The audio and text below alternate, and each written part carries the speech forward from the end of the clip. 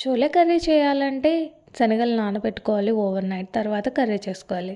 But మేము ఎక్కువగా ఈ శనగ పంట వేసిన తర్వాత ఈ చోలే కర్రీని ఇలా పచ్చి శనగలతో చేసుకుంటూ ఉంటాము. చాలా టేస్టీగా ఉంటుంది.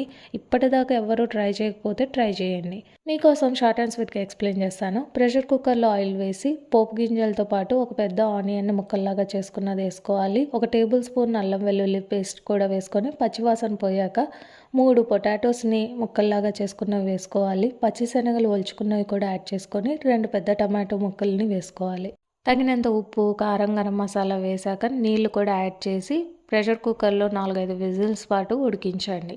ప్రెషర్ పోయిన తర్వాత గరిటెతో ఒక్కసారి కలపండి. పొటాటోస్ అంతా స్మాష్ అయిపోతుంది. కర్రీ చిక్కగా అయిపోతుంది. దీన్ని వేడివేడిగా మనం చపాతీలోకి, పూరీలోకి సర్వ్ చేసుకుంటే చాలా బాగుంటుంది ఈ కర్రీ. ఒకసారి మీరు కూడా ట్రై చేయండి. వీడియో నచ్చితే like and subscribe. Thank you.